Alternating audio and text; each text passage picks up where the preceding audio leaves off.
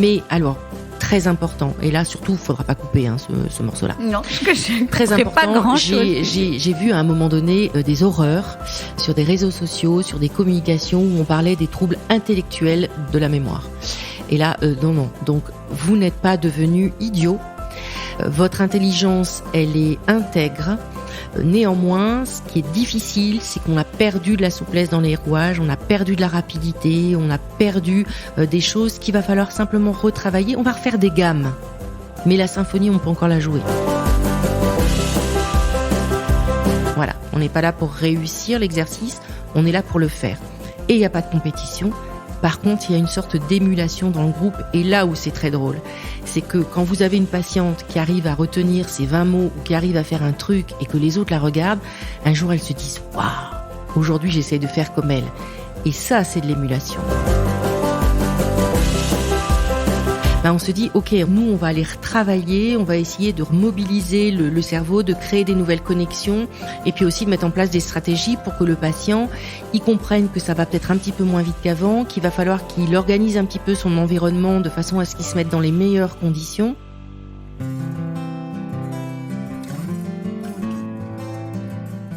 Bonjour, je suis Delphine Rémy et je vous accueille sur le podcast Naître princesse, devenir guerrière.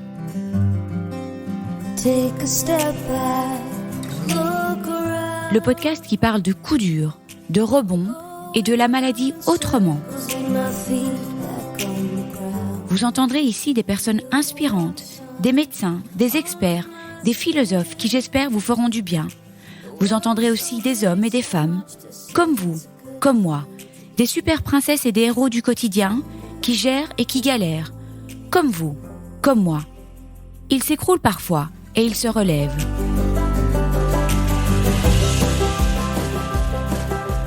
Passionnant, mais alors totalement passionnant. Véronique nous explique tout sur le chemobrain. Le nom exact est en fait oncobrain, car il n'y a pas que les traitements, enfin la toxicité des traitements, qui provoque ce brouillard cérébral.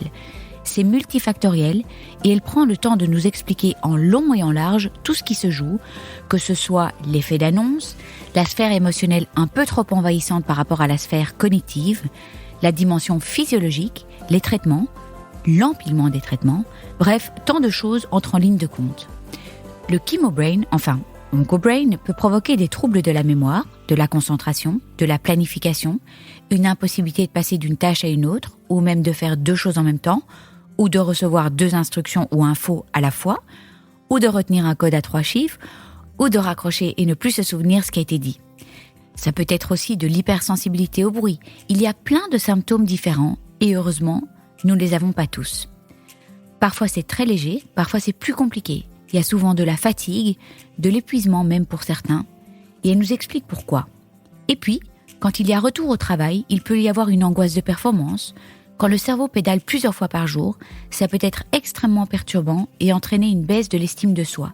Mais, le cerveau est magique et met en place tellement de stratégies pour s'en sortir, et nous parlerons de plasticité cérébrale et donc de notre capacité à récupérer, car si on est là aujourd'hui sur ce podcast, c'est pas pour faire une liste exhaustive des soucis, mais c'est bien pour vous apporter des solutions et légitimer ce que vous vivez.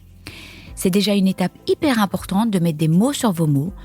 Non, vous n'êtes pas fou ou débile, et encore moins devenu idiot. Ce que vous vivez est normal. Véronique nous racontera l'histoire d'Oncogite. C'est magnifique parce que le projet est né d'une histoire personnelle hyper touchante. Elle nous parlera de notre cerveau. Et même si vous avez des troubles cognitifs, je vous promets que vous n'allez pas louper une seule info de ce podcast parce qu'elle est tout juste passionnante. Un podcast pépite qui nous permet d'être moins seuls et surtout, un podcast plein d'espoir. Je vous souhaite une bonne écoute. Bonjour Véronique. Bonjour Delphine. Merci 1000 fois de me retrouver à Paris, dans cette petite salle cocoon. Là, c'est une découverte. Quand on n'a pas de studio à Paris, je trouve ça hyper sympa. Un sujet que je voulais traiter depuis hyper longtemps, dont j'ai parlé dans le podcast. Il y a déjà eu un podcast fait par Nathalie Lagrange, qui était, on va dire, une élève oncogite ou une patiente oncogite, qui a fait les ateliers. Donc, elle nous a expliqué tout son cheminement et tous ses ateliers oncogite. Et puis, il y a eu énormément de demandes. Donc, je suis absolument ravie de te recevoir. Et je te fais une déclaration quand même. Je trouve que l'initiative est juste extraordinaire. Alors, on va faire de manière assez structurée où j'aimerais bien finalement que on légitime les plaintes, que tu nous expliques exactement, parce qu'il y a plein de gens qui me disent oui mais moi je suis sensible au bruit, alors c'est pas des troubles cognitifs, oui mais moi j'ai ça mais c'est pas des troubles cognitifs, et en fait ça regroupe énormément de problèmes. Et donc voilà, je vais te laisser la parole. J'aimerais juste que tu te présentes, tu dis ce que tu veux de toi et l'origine de ce magnifique projet. Alors, vaste programme. Donc, Véronique Gérard-Muller, je suis psychologue. À l'origine, une formation de psychologie clinique et de psychopathologie avec un doctorat et puis une spécialisation en neuropsychologie et qui est juste en lien avec ce projet Oncogite. Donc, je travaille depuis de nombreuses années en cancérologie. Et d'ailleurs, la naissance d'Oncogite vient un petit peu de là et d'une surprise, en tout cas d'une découverte qui a été, qui a un petit peu changé le cours de mon cursus professionnel. C'est-à-dire que depuis des années, je travaillais dans un centre de lutte contre le cancer à l'Institut Bergonié et je côtoyais grand nombre de patients et surtout de patientes qui étaient suivies pour un cancer du sein. Donc voilà, dans un accompagnement par rapport au parcours de soins. Et puis voilà, rien de plus. Bien évidemment des problématiques quotidiennes et puis des problématiques affectives, émotionnelles, etc. Jusqu'au jour où la vie a fait comme ça. Mon fils a été diagnostiqué d'une leucémie. Il avait 8 ans à l'époque. Merci la science, merci les hôpitaux, merci les médecins parce que Marceau va très bien aujourd'hui.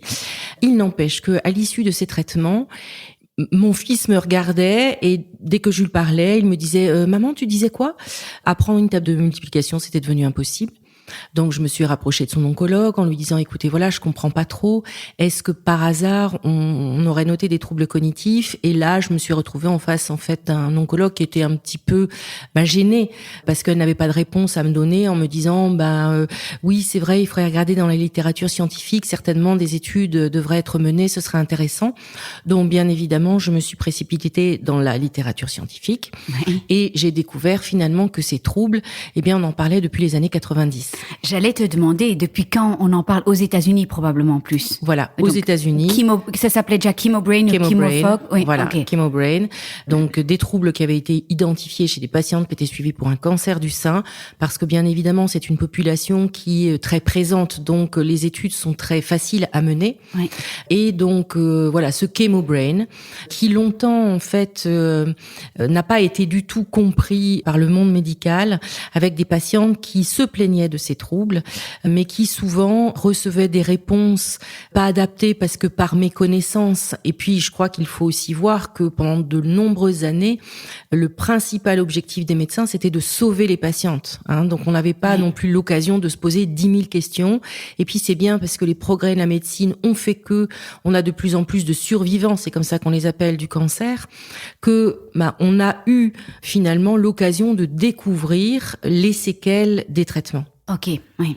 Donc, bien sûr, des médecins oncologues gênés de répondre, tentant de banaliser peut-être, c'est la fatigue, c'est l'anxiété, c'est la dépression, ou mais l'entourage, mais moi aussi, tu sais, ça m'arrive de rentrer dans une pièce et de ne plus savoir ce que je venais y faire. Oui, c'est ce qu'on entend tout, c'est ce qu'on entend. Voilà, exactement.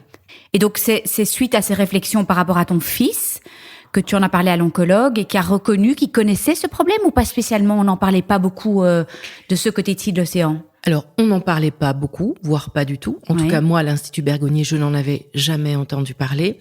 Donc, tu l'avais déjà constaté chez des patientes ou pas? Je ne l'avais jamais constaté, tout simplement parce que je ne l'avais jamais interrogé. Ok. Donc, à partir de ce moment-là, effectivement, je me suis dit, mais là, il y a vraiment quelque chose à faire. Donc, voilà, moi la vie me faisait travailler avec des patients qui étaient adultes. Je me suis dit mais attends, il y a juste quelque chose à faire. Et je me rappelle de cette première fois où j'ai interrogé une patiente et très simplement je lui ai dit est-ce que vous n'auriez pas le sentiment d'avoir un petit peu des troubles à la mémoire ou des difficultés à vous concentrer?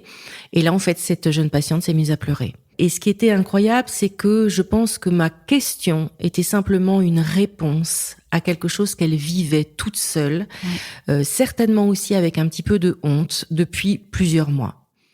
Oui, et c'est ce que j'entends toujours, hein. Bon, heureusement, maintenant, on en parle, mais c'est un sujet qui est vraiment, vraiment, vraiment un hot topic, hein, j'ai envie de dire. C'est vraiment un gros problème. Est-ce que je peux juste revenir 2 secondes sur l'histoire de ton fils? Donc, tu as analysé la question au moment de l'histoire de ton fils, et ça l'a aidé? Tu as fait des petits exercices avec lui et tout ça, ou comment ça s'est passé après? Alors en fait, dans l'après-coup de cette découverte, moi j'avais pas d'outils à portée de main. Oui. L'hôpital ne proposait même pas de bilan neuropsychologique, c'est-à-dire qu'en fait moi je ne savais pas. Donc j'ai fait ce que je pouvais, et c'est vrai que j'ai passé 1 an avec mon fils à être à ses côtés, à répéter, à entraîner, mais voilà sur son programme scolaire en utilisant des petits outils du quotidien. Voilà, les choses ont avancé.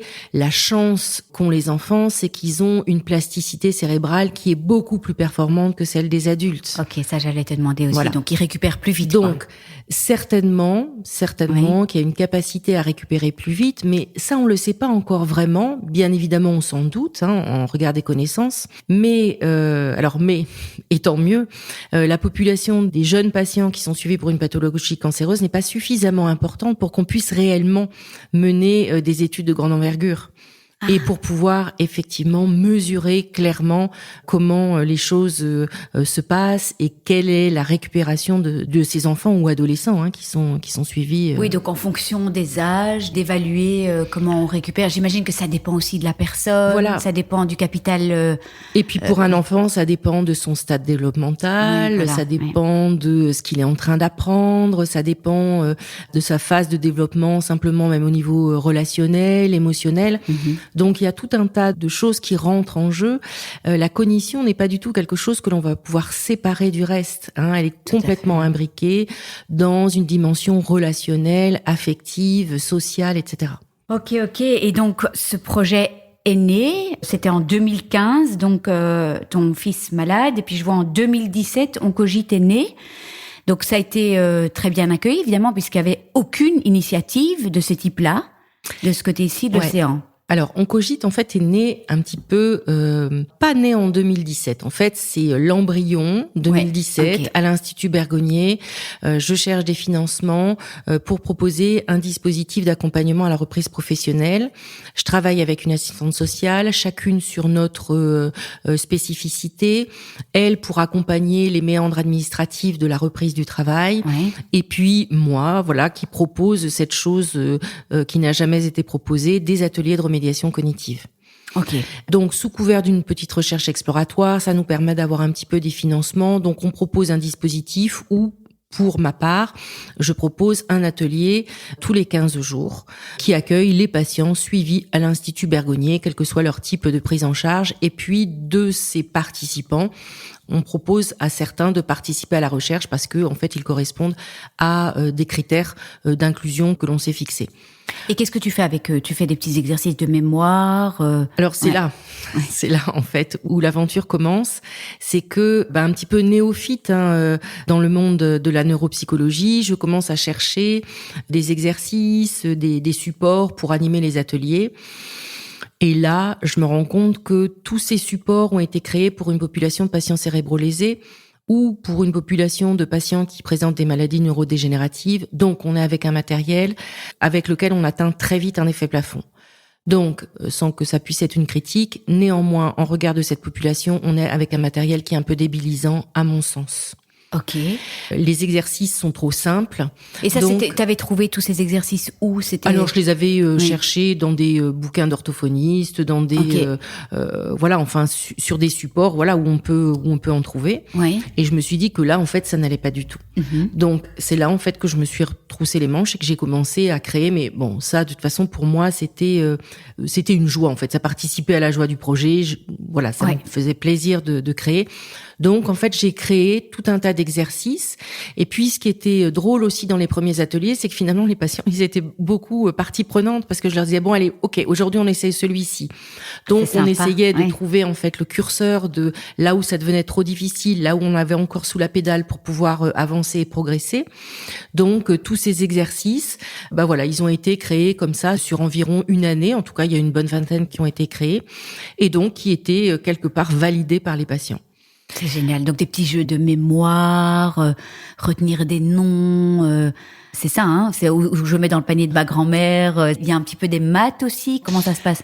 Alors, c'est pas vraiment des maths. En fait, ce qui est toujours, d'ailleurs, c'est quoi l'idée en fait? C'est vraiment de faire retravailler les neurones, quoi. C'est vraiment, voilà, de recréer du chemin neuronal. Oui. C'est quand on sait un petit peu l'étiologie de ces troubles, on se dit, ok, nous, on va aller retravailler, on va essayer de remobiliser le cerveau, de créer des nouvelles connexions, et puis aussi de mettre en place des stratégies pour que le patient, il comprenne que ça va peut-être un petit peu moins vite qu'avant, qu'il va falloir qu'il organise un petit peu son environnement de façon à ce qu'il se mette dans les meilleures conditions.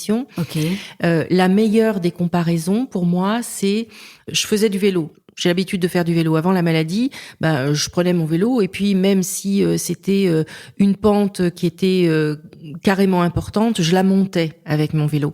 Je la montais. Possiblement, je mettais 3 fois le pied par terre si j'étais pas très en forme. Possiblement, j'arrivais complètement essoufflée en haut. Mais n'empêche que j'y arrivais. Aujourd'hui, je suis à côté du vélo et j'arrive même plus à envisager de faire la balade. Donc, la question, c'est on va agir à quel niveau et comment? Alors, la première, on va retravailler l'entraînement, on va retravailler le cardio, l'endurance, etc. Et puis, la deuxième chose aussi, on va apprendre à se servir du dérailleur de la bicyclette parce que on a un moteur et on a des outils qui sont là. Donc, comment est-ce que mon cerveau, il marche?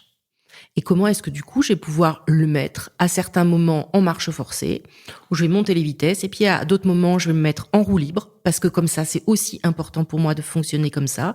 Et donc, c'est aussi la métaphore du pianiste, c'est-à-dire que on va reprendre les choses à la base, on va faire des gammes. C'est pas chouette les gammes. Mais n'empêche que c'est incontournable. Donc, si on veut un jour être au concert, au départ, on fait les gammes.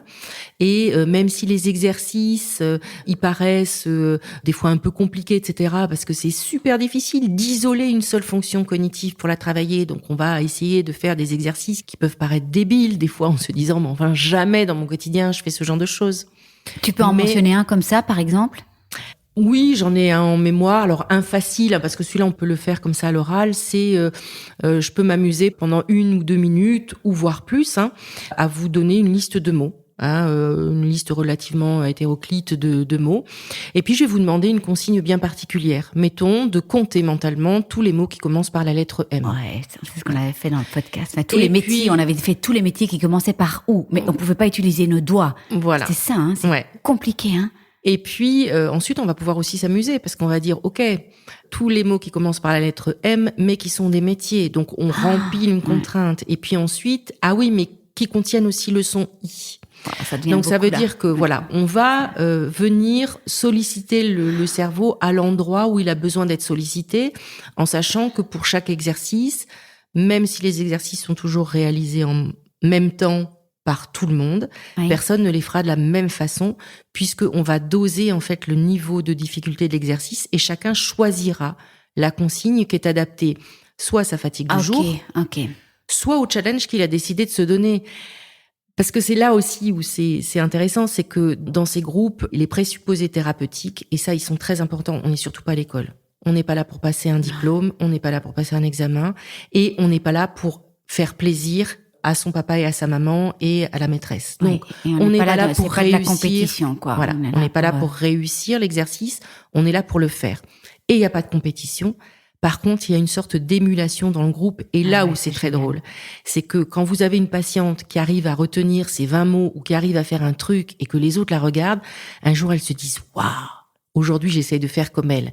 Et ça, c'est de l'émulation. C'est génial. Voilà. Et ça, c'est important. D'où ce travail du groupe qui est très, très important. Alors Véronique, tu sais ce qu'on va d'abord faire pour commencer par les bases. J'aimerais que tu finalement légitimises en fait ces problèmes cognitifs. D'abord que tu nous expliques exactement ce qui se passe et c'est à cause de quoi. Parce que figure-toi que moi j'ai découvert que l'hormonothérapie pouvait entraîner ces mêmes troubles. Alors probablement pas, enfin je ne sais même pas. Je dis peut-être pas aussi fort que la chimio, mais qu'il y a pas, enfin que l'hormonothérapie entraînait ce genre de troubles aussi.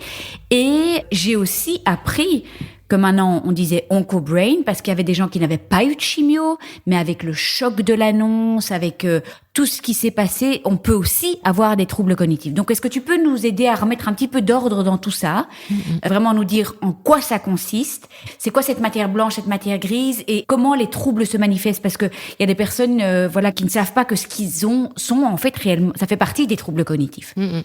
Ça fait partie de la difficulté de l'évaluation de ces troubles, parce que ces troubles, ils peuvent avoir plusieurs formes cliniques, et puis c'est difficile aussi d'évaluer ce qui tient plus de la mémoire. On va dire oui, j'ai des troubles de la mémoire, mais en fait non, on se rend compte que c'est plutôt des troubles de l'attention. Alors, l'étiologie de ces troubles, elle est plurifactorielle, et comme tu le disais, on s'est rendu compte que finalement, dès avant la mise en place d'une chimiothérapie, on peut déjà constater ces troubles. C'est ce qu'on a longtemps appelé l'effet d'annonce, avec une explication simple. Oui, le choc de l'annonce, la sphère émotionnelle, elle devient un petit peu envahissante et finalement, elle restreint un petit peu le champ d'action de la sphère cognitive. Alors, bien sûr qu'on peut l'entendre comme ça, et c'est une réalité aussi que les patients traversent, c'est-à-dire cette annonce qui émotionnellement va venir bouleverser beaucoup de choses. Mais il y a aussi autre chose, il y a cette inflammation qui est liée à la maladie elle-même et qui vient très tôt mettre en péril en fait le fonctionnement, la souplesse du fonctionnement du cerveau. Donc le processus inflammatoire lié à la maladie elle-même participe en fait à ces désordres que l'on rencontrera donc déjà dès avant la mise en place des traitements. Le cancer en tant que tel en fait. Le cancer en tant que tel, de la même façon que quand vous avez une grosse grippe, eh bien on est d'accord, cognitivement vous n'êtes pas bien. Ok. Donc ça, c'est une première chose. Donc une dimension émotionnelle, une dimension, j'ai envie de dire, physiologique et inflammatoire. Et puis ensuite, la mise en place des traitements eux-mêmes. Où ce dont on va se rendre compte, c'est que au fur et à mesure de la mise en place des chimios, et c'est pour ça qu'on a appelé ça au début ChemoBrain, mais on va bien le voir, c'est devenu un terme abusif. Donc, mise en place des chimios, empilement des traitements, les patientes sentent en fait quelque chose qui va se mettre en place et qui vraiment est vécu sur le registre du brouillard cognitif. Et ce brouillard cognitif, il va être lié bien à la toxicité des traitements. Il faut le dire comme ça, même si on est bien d'accord, il est hors de question de remettre en cause les traitements qui sont proposés aux patientes. On n'a rien trouvé de mieux, donc là, pour le moment, on est vraiment dans qu'est-ce qu'on fait pour accompagner ça, et on a des cordes à notre arc, donc on va avancer. Donc est-ce que la chimio passe à travers, comment est-ce qu'on appelle ça, la barrière hémato-encéphalique? Oui. Certaines chimios, pas toutes. Pendant des années, on a eu effectivement cette sécurité que l'on voyait de cette barrière hémato-encéphalique, et en fait non. Les traitements sont puissants. Alors d'autant plus, ça c'est une petite aparté, avec les enfants qui peuvent avoir eux aussi des traitements en intrathècal, c'est-à-dire qu'on va directement injecter, mais ce n'est pas le cas du cancer du sein, les traitements dans la moelle épinière. Donc voilà, la toxicité des traitements qui va agir à plusieurs niveaux, qui va agir sur la substance blanche en réduisant son volume. La substance blanche... Tu peux me expliquer ce que c'est la substance blanche et la substance grise? Alors, la substance blanche, c'est, si on veut parler un petit peu simplement, ça va être toute cette partie du neurone qui va transmettre les informations. C'est comme un peu un fil électrique qui est entouré d'une gaine qui va lui permettre de s'isoler pour conduire correctement les informations électriques. Et en fait, bien, on va avoir ici un défaut dans la myéline, dans cette couche qui isole le neurone, qui isole l'axone pour transmettre ça. C'est comme si c'était la petite poche de la substance grise, en fait. Alors, le contenant? Non, c'est pas le contenant, c'est en tout cas ce qui amène à la substance grise. On va dire que c'est un petit conduit. Oui. Donc c'est ce petit conduit. Et puis la substance blanche, c'est aussi ces milliards de cellules qui sont là pour nourrir et pour faciliter les échanges, les apports en sucre et en énergie. Cette substance blanche, elle perd du volume et elle est dégradée. Et puis il y a aussi la terminaison des neurones qui sont pour la majeure partie dans la substance grise, qui là aussi on va avoir des défauts de connexion, on va avoir des pertes de terminaison qui fait que l'information elle passera beaucoup moins bien, et puis le travail en fait se fera beaucoup moins bien. Et donc on récupère?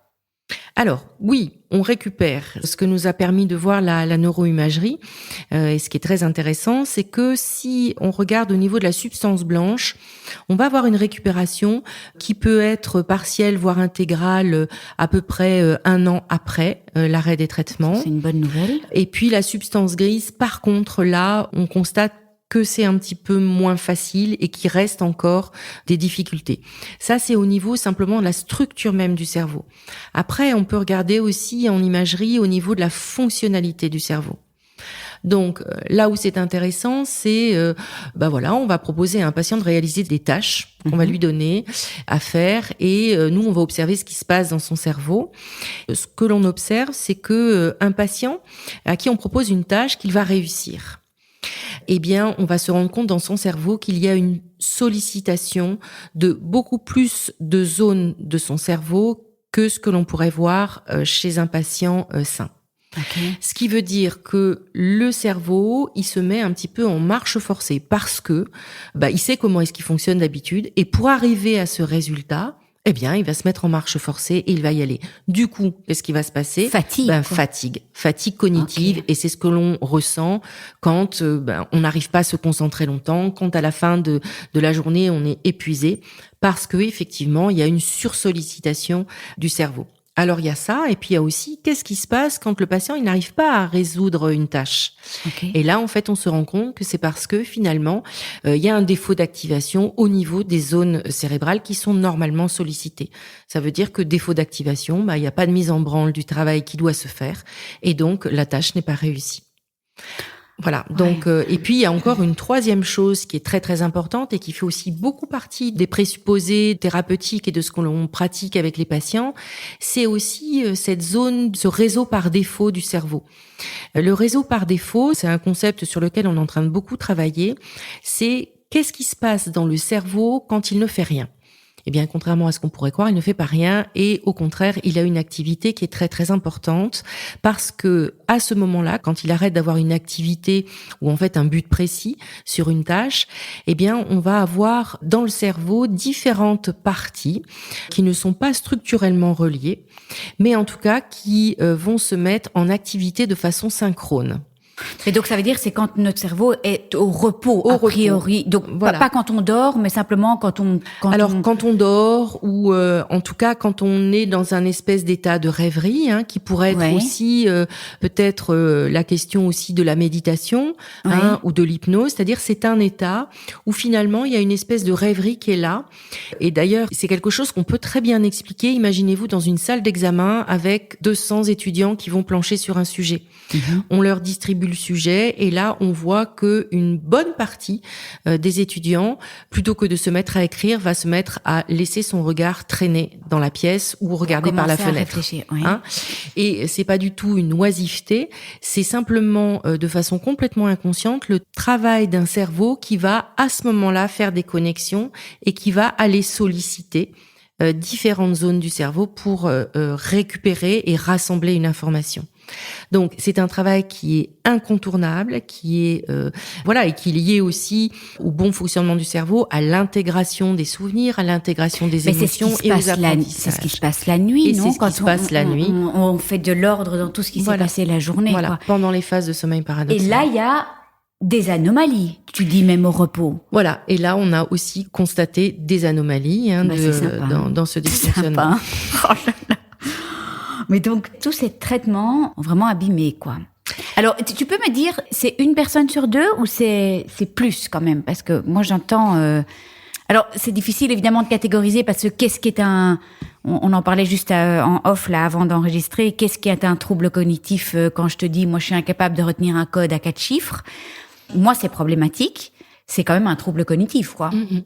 Et je pense qu'on est plus qu'une personne sur deux après ces traitements lourds à vraiment et tout ce qui est bruit, parce que ça aussi j'aimerais bien que tu m'en parles, tout ce qui est overstimulation quand on est au resto, qu'on entend de la musique, puis tout ça c'est devenu vraiment très compliqué et toutes les femmes s'en plaignent en disant j'arrive plus, il y a trop de stimuli et puis je n'aime pas. J'en ai eu une hier au téléphone qui me dit je ne m'en sors plus quand elle est en pleine chimio donc c'est compliqué. Elle dit j'ai un truc à l'agenda et c'est une catastrophe. Je suis complètement la planification, ça va plus. Donc est-ce que tu peux nous donner tous les différents degrés, quoi? Alors, donc, on va commencer par la question de la prévalence. Cette prévalence, elle est très, très difficile à déterminer. Et d'une, parce qu'on n'a pas les outils qui nous permettent de mesurer correctement ces troubles, tout simplement parce qu'ils ont été construits, et là je le redis, pour une population de patients cérébro-lésés ou avec des maladies neurodégénératives. Donc, on n'est pas clairement dans la question du trouble diffus ou du trouble subtil, qui caractérise en fait ces troubles cognitifs. Donc, évaluer ces troubles, c'est difficile. Deuxièmement, qu'est-ce qu'on va évaluer ? La patiente, elle va évaluer sa perte. Nous, on va évaluer quoi ? On va évaluer un niveau. Et puis on va dire, non, c'est pas si mal, vous savez, là vous êtes dans la moyenne. Bon, pour certaines fonctions, légèrement en dessous, mais pour nous, il y a vraiment rien d'inquiétant. Voilà. Difficile d'évaluer ça. On est beaucoup plus sur la question d'un ressenti ou d'un vécu de la part des patients. Oui, parce que peut-être que la patiente, elle estime qu'elle a beaucoup perdu, même si il lui reste un bon niveau. Donc, c'est qu'elle avait peut-être un capital cognitif qui était peut-être déjà plus élevé à la base. Voilà. Alors, bien sûr, ce qui va protéger, ça va être la question de cette réserve cognitive, c'est-à-dire ce niveau de performance qui avait été acquis par le patient avant. De la même façon, on peut aussi se dire qu'il y avait des faiblesses parce que le cerveau est très intelligent et il est programmé pour réussir, il y avait certaines faiblesses qui étaient cachées jusqu'à présent et qui, du coup, se donnent à voir maintenant parce qu'on est venu déséquilibrer un fonctionnement par l'action des traitements. Donc, vous voyez, il y a beaucoup de choses. C'est-à-dire que il est probable et il est possible que certains patients avaient des signes avant-coureurs qui n'étaient pas flagrants, mais qui, en tout cas, vont se révéler à cette occasion parce que cette fragilité, elle va perdre toute la vicariance ou toutes les stratégies procédurales que le cerveau avait mises en place pour pouvoir fonctionner correctement dans le quotidien. Okay. Les troubles qu'on va observer, ils vont être divers et puis selon les patients, ils vont pas s'exprimer de la même façon. Donc on peut dire qu'on a des troubles de la concentration, de la mémoire, etc. On va avoir l'impression que ça joue là-dessus. Tu disais à très juste titre tout à l'heure, oui, je suis dans un restaurant et là j'entends plus rien. Ok, là on est sur un processus attentionnel, c'est-à-dire que notre cerveau, il n'arrive plus à faire le focus sur un endroit, sur un élément particulier dont il doit sélectionner les informations et inhiber les autres choses qui sont autour de lui. Donc l'attention focale, elle va être défaillante. On va avoir du mal à se concentrer. Mais cette attention, elle peut être autre aussi. Je vais pas réussir aussi à faire attention à deux choses à la fois dans une pièce. Là, je parle pas du multitâche, c'est simplement, je vais avoir du mal, les choses vont s'embrouiller. Par exemple, si je vous demande dans un exercice non seulement de compter le nombre de fleurs, mais aussi le nombre de couleurs dans une liste de mots, ça va être difficile pour vous de séparer les deux informations et néanmoins d'implémenter et de sélectionner toutes ces informations dans votre environnement. Okay. Donc là, on est sur un autre type d'attention. Il y a aussi une autre attention qui est très importante, c'est l'attention continue, celle qui va nous permettre de nous concentrer longtemps sur une tâche, en tout cas quelques minutes. Et celle-ci aussi, elle va être perturbée. Donc là, on est sur des processus qui sont attentionnels, mais on va avoir aussi des problèmes de mémoire. Ouais. La mémoire, c'est quoi ? Je raccroche le téléphone, on vient de me donner une information, je raccroche, j'ai déjà oublié l'horaire auquel on m'a dit qu'il fallait que j'aille chercher mon fils à la gare. Oui, et tu sais, ce que je trouve terriblement frustrant, c'est l'entourage qui dit « Oui, mais enfin, moi aussi, ça m'arrive tout le temps ». Ça, c'est et ça, c'est vraiment pas agréable. Alors, effectivement, parce que je veux dire, ça peut arriver qu'une personne qui n'a pas eu de cancer monte à l'étage pour aller chercher quelque chose, voilà, mais on l'entend quand même beaucoup, La différence, c'est oui. Alors, on a toujours du mal un petit peu à entendre la plainte de l'autre. Et puis, sois content, regarde, t'as vu là où t'en es, du style ne te plains pas. Et puis, moi aussi, on fait toujours aussi un petit concours à celui qui souffre le plus. Donc, moi aussi, ça m'arrive, etc. Ouais. Oui. Donc, toutes les personnes qui sont fatiguées vont se trouver confrontées à ça. La différence, c'est que dans le cadre vraiment de l'OncoBrain, finalement, c'est que c'est très fréquent. Et en plus, l'intensité est importante. Oui. Et ça, en fait, on ne mesure pas. Donc, oui, quand c'est une fois dans la journée, quand c'est même une fois par semaine que ça nous arrive, nous, dans notre quotidien, parce que là, on est limite, on frise le burn-out, donc voilà.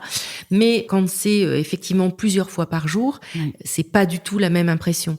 Donc, il va y avoir en fait cette espèce de difficulté. D'abord, ça va agir sur l'estime de soi, sur une espèce d'angoisse de performance qui va être prégnante, avec un entourage qui va pas comprendre, qui va essayer de banaliser, parce que c'est difficile d'avoir quelqu'un qui finalement n'arrive pas à s'en sortir aussi bien que ce que tout le monde voudrait.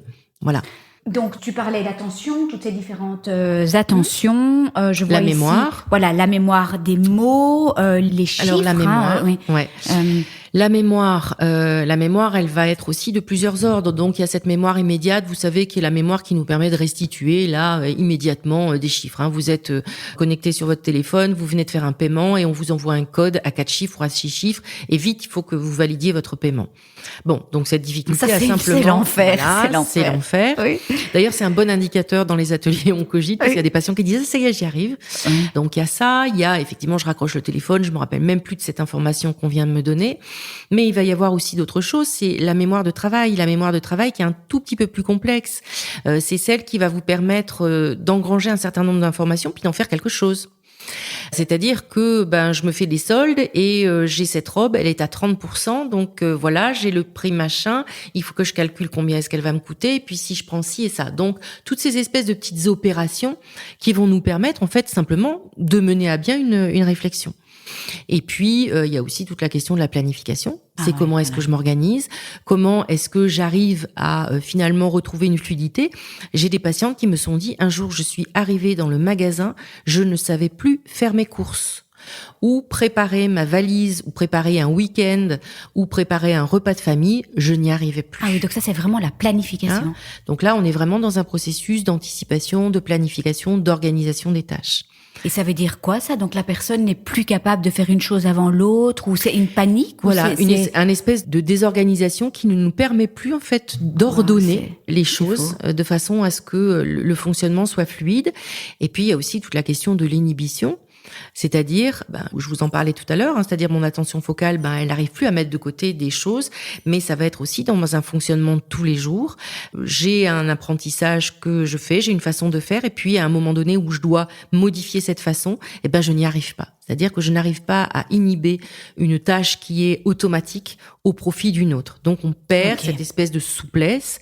La réflexivité, c'est aussi de passer d'une tâche à une autre. Vous voyez, vous êtes en train de rédiger un courrier, on vient vous interrompre pour vous poser une question, donc vous passez à cette tâche-là, et puis ensuite vous remettre à ce que vous étiez en train de faire. Est-ce que je vais réussir à le faire, ou est-ce qu'il va falloir tout un travail de réimprégnation de la tâche que j'étais en train de faire pour y revenir? C'est incroyable tout ce que tu dis, quoi. Tout ce que le cerveau fait, en fait, automatiquement. Ah mais oui, c'est le cerveau, oui. Et c'est là qu'on réalise quand même. Alors moi, ce qui me marque quand même, c'est dans tout ça, parce qu'on le mentionne un peu moins, mais c'est la fatigue. En fait, c'est la fatigue. Les gens s'en plaignent beaucoup, non, de cette fatigue? Les gens se plaignent beaucoup, oui, de cette fatigue. C'est vraiment quelque chose qui est important. Mais moi, je voudrais revenir sur ce que tu disais tout à l'heure, parce que on a parlé des traitements.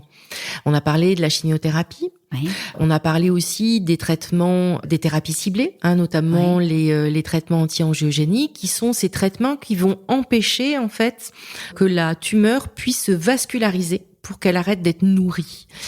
Bien évidemment, si on commence à toucher en fait à la vascularisation, on imagine bien qu'au niveau du cerveau, ça va pas être super. Donc là aussi le manque d'oxygène, là aussi l'activité physique adaptée, parce que on va venir travailler ici sur une meilleure oxygénation du cerveau. Et puis encore une autre chose, c'est l'hormonothérapie. L'hormonothérapie qui est proposée dans le cadre du cancer du sein et également du cancer de la prostate. Donc, ce sont des troubles qu'on retrouve aussi dans la population masculine, en sachant que oui, la ménopause, d'un point de vue complètement naturel, et ça on le sait, induit une baisse des performances cognitives chez la femme ménopausée. C'est quelque chose qui est connu, même si c'est pas flagrant. Donc forcément, on induit ici une ménopause forcée, voire un assèchement hormonal. Donc forcément, il va y avoir des difficultés au niveau cognitif. Plus violente, j'imagine, que une ménopause naturelle. Qui va certainement être plus violente parce qu'elle va arriver encore plus rapidement, et puis avec cette difficulté d'être surpris et de pouvoir mettre en place du coup des comportements vicariants qui vont nous permettre en fait de nous adapter. Alors, oui, c'est ça. Tu parles de toutes ces stratégies, donc tu vas nous expliquer aussi un petit peu. Mais c'est bien que tu parles. En fait, c'est pas que la chimio, quoi. Il y a l'annonce, il y a la chimio, il y a l'hormono, les thérapies ciblées, le stress, la charge mentale aussi, d'être dans un épuisement par rapport à un programme de soins qui est extrêmement difficile, donc extrêmement prenant. Donc, si on revient un petit peu sur ces troubles, la mise en place des troubles, c'est bon. Ça peut apparaître avant la mise en place des traitements. On va dire choc de l'annonce, on va dire processus inflammatoire. Puis ensuite, on met en place les chimios. Donc là, on a cet empilement comme ça de toxicité. Et puis, qu'est-ce qui va se passer ? On arrête les traitements. On arrête en tout cas la chimiothérapie. Là, en général, on a une clairance de 2 mois. Où finalement le cerveau, dans le meilleur des cas, va se débarrasser un petit peu de cette toxicité et puis va commencer à retrouver un fonctionnement qui sera plus fluide, etc. Pour d'autres patients, ça va durer plus longtemps. Et puis, il peut y avoir aussi la mise en place de l'hormonothérapie. Donc, l'hormonothérapie, finalement, elle va pouvoir du coup faire durer ce processus. Chez ces patientes qui très vite récupèrent. On ne sait pas, en fait, si elles ont réellement récupéré toute leur capacité cognitive ou si, finalement, elles se sont parfaitement adaptées à leur nouveau profil et qu'elles ont développé, en fait, des stratégies qui leur permettent, en fait, de retrouver un fonctionnement quasi équivalent à celui d'avant. Mais ça on n'en sait rien. On ne le sait pas, en fait, simplement. Mais j'imagine que la fatigue, toutes ces stratégies doivent entraîner beaucoup de fatigue. C'est ça, en fait, alors. Ouais.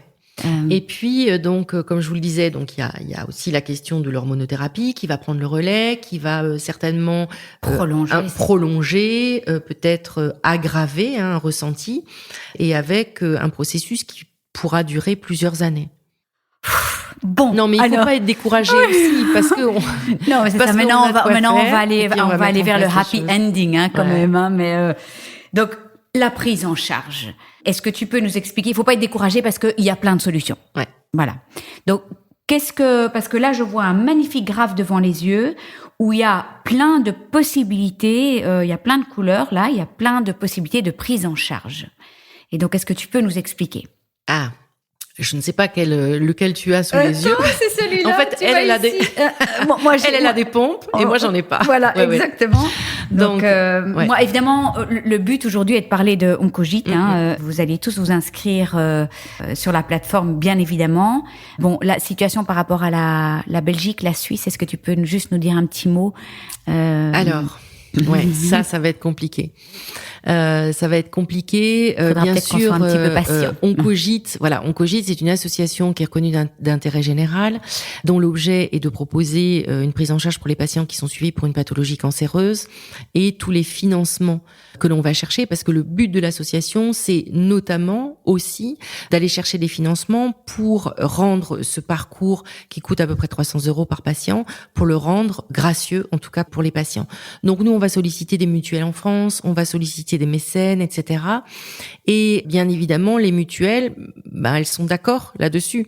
Sauf que si on leur dit qu'elles payent aussi pour les patients de Belgique ou de Suisse ou du Canada, on est sollicité. Donc, il va falloir qu'on trouve une solution. Mais moi, je suis sûre qu'on peut en trouver une parce que maintenant, la mondialisation, les réseaux de communication font que je me dis on va y arriver. Mais ce serait bien que tous les patients en parlent à leur médecin aussi, parce que je sais qu'il y a eu des demandes belges, et en tout cas à l'Institut Jules Bordet, maintenant on parle d'Oncogite, donc j'espère que ça va dépasser les frontières.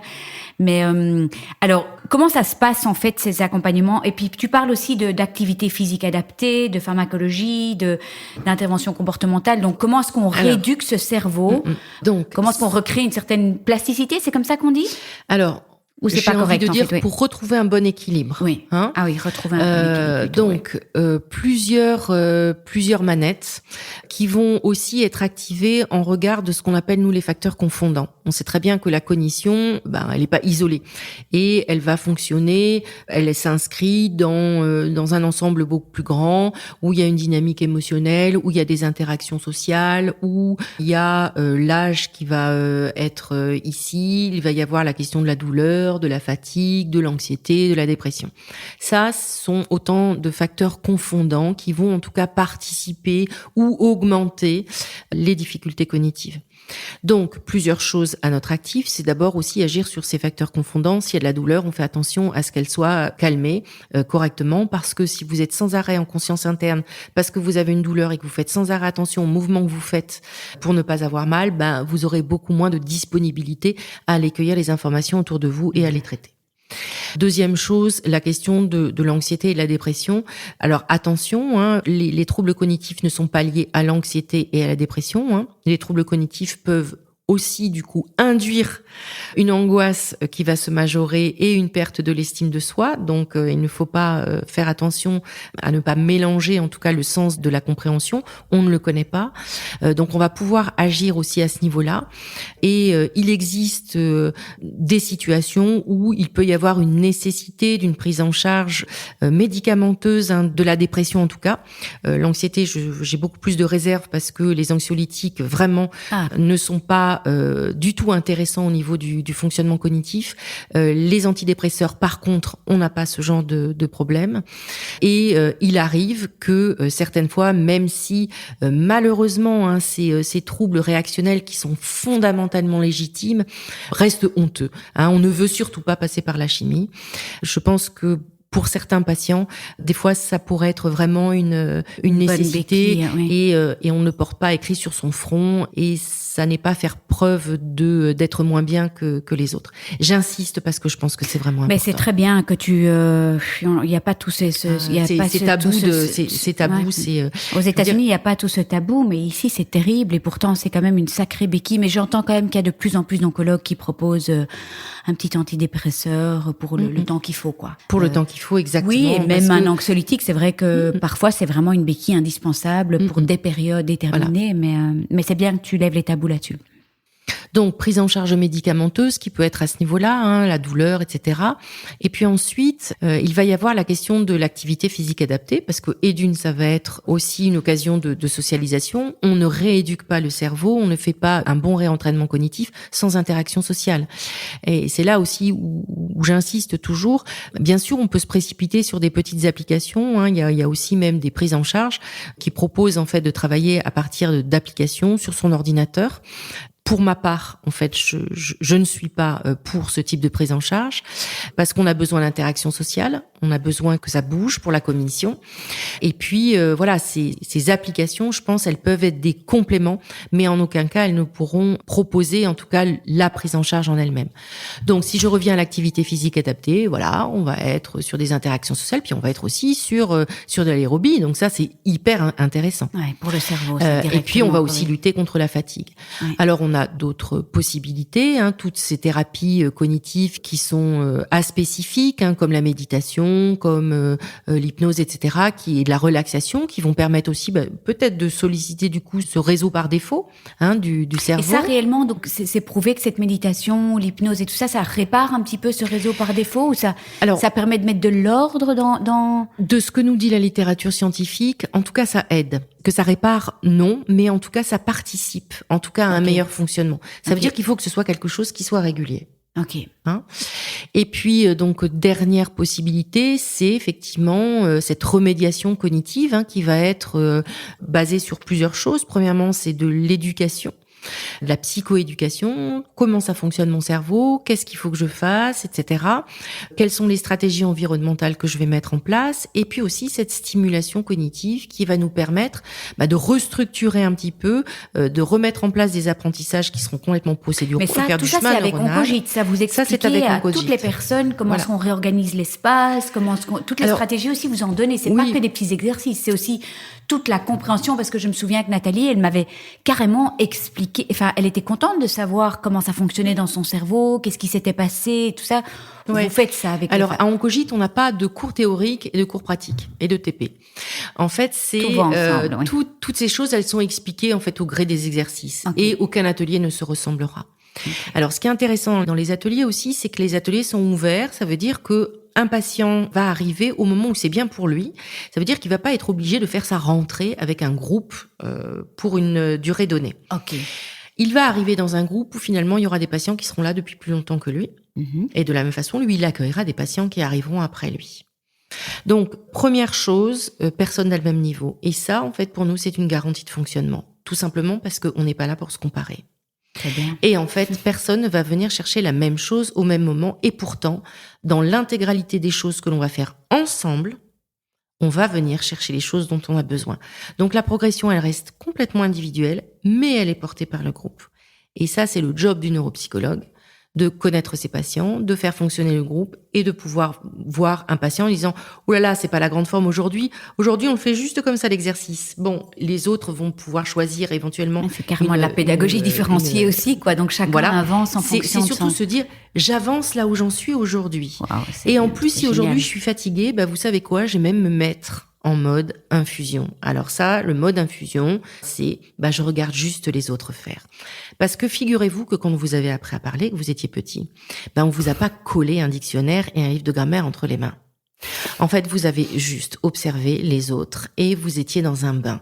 Eh bien, en fait, les ateliers Oncogîte, c'est ça. C'est, je vais laisser mes neurones miroirs faire leur job aussi.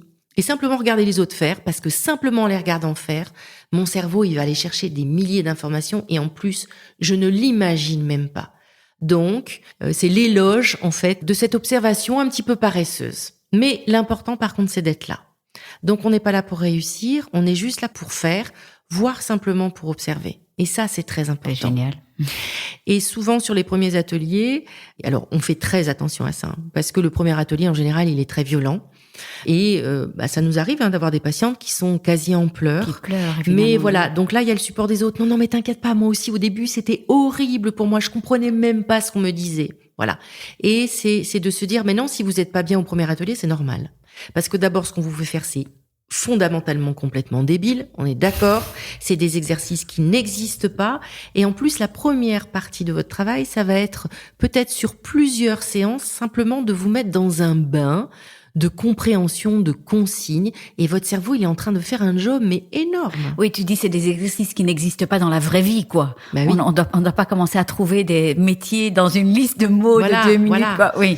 Et la magie, c'est aussi que notre cerveau, il est tellement intelligent que tout ce qu'il va apprendre à faire de façon idiote en atelier, il va pouvoir le mettre au service dans son quotidien.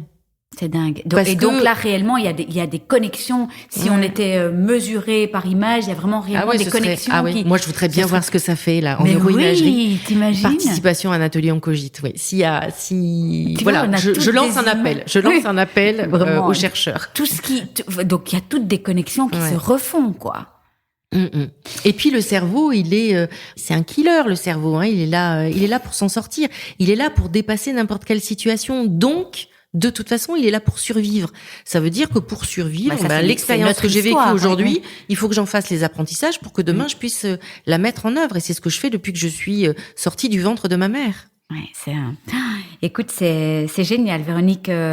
Alors concrètement, on peut rejoindre quand on veut. Bon, mais désolé pour tous nos amis belges et suisses, mais il faut être un tout petit peu patient. Et je pense que, moi, je sens bien que ça va dépasser les frontières, parce qu'on se retrouve déjà en Belgique bientôt, je pense.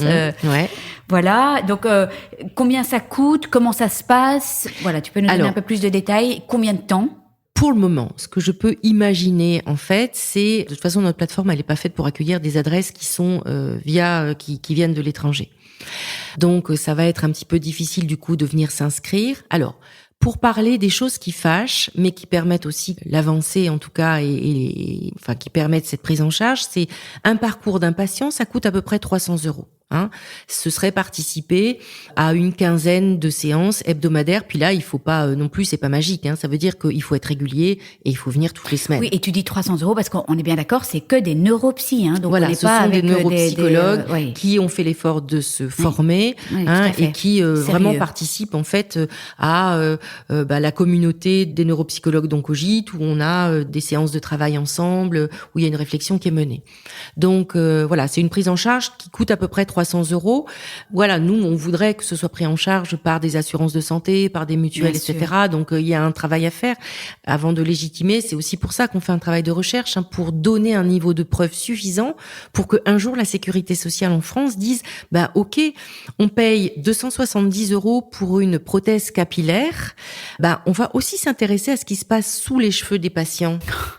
Voilà, parce que c'est important. Ça, c'est réflexion de Mais c'est super patiente, important parce que j'imagine qu'il y en a, enfin, je veux dire, ça entraîne tellement d'autres frais si on ne réduque pas ce cerveau, de gens qui sont pas bien au travail, de gens qui font des dépressions, ok, donc je te laisse continuer. Donc voilà, donc pour suivre le parcours, les choses sont relativement simples en général. Quand on vient s'inscrire sur la plateforme, voilà, on a à disposition un certain nombre d'ateliers. Donc un atelier, c'est quoi ? C'est un neuropsy, un horaire et un groupe. Okay. Donc chaque atelier propose 45 séances par an. Donc une neuropsychologue, elle va faire ses 45 séances sur l'année. Bien évidemment, les patients n'en font pas 45. On leur propose d'en faire jusqu'à 25. Les staccanovistes vont jusqu'à 25. La moyenne, c'est en général 15. C'est déjà pas mal, C'est déjà pas mal. C'est à raison d'une fois par semaine. À raison d'une fois par semaine. Ah bah ouais. Donc, on a actuellement 38 ateliers disponibles. Ça veut dire que c'est 38 horaires disponibles par semaine. C'est énorme. Ça veut dire que, on est obligé de pouvoir trouver le sien si on est motivé. Je veux dire, on est obligé de faire le parcours régulièrement. Là, en fait, les cogiteuses et les cogiteurs ne peuvent pas faire autrement. On les y contraint. Mais j'imagine que quand les gens s'inscrivent... Non, mais bien sûr, là, c'était vraiment de l'humour second degré. Ouais. C'est-à-dire que souvent, les patients, ils laissent tomber tout un tas de choses en disant « Mais non, aujourd'hui, j'ai oncogite. » On est d'accord. C'est ça. On suit son parcours.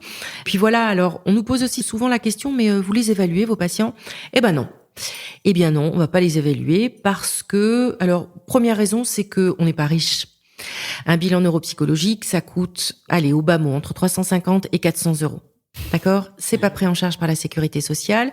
Et puis ensuite, comme c'est pas encore très connu, on utilise des outils qui finalement, je vous ai expliqué, toutes les difficultés pour l'évaluation. Donc, est-ce que vraiment il faut évaluer ça ? Ça peut être intéressant quand un neuropsy dans un atelier voit quelqu'un où vraiment on sent que ça dépasse la question de l'oncobrain. Mais on va pas évaluer parce que ça coûte cher. Et que finalement, la prise en charge qu'on propose qui coûte 300 €, elle coûte moins cher que le bilan neuropsychologique qui serait là pour évaluer les dégâts. Ouais. Donc, un patient qui va participer pendant 1h30 toutes les semaines à un atelier, c'est qu'il en a besoin. Et ça, pour moi, ça me tient lieu de diagnostic. Bien sûr. J'ai pas besoin d'autre chose. Et puis, vous les voyez en tant que neuropsy, vous voyez les progrès chez les patients. Mais ça, c'est une grosse difficulté, c'est de notre système de soins, c'est cette question de l'évaluation maintenant qui est systématique. On travaille de moins en moins avec la clinique et on va devoir évaluer.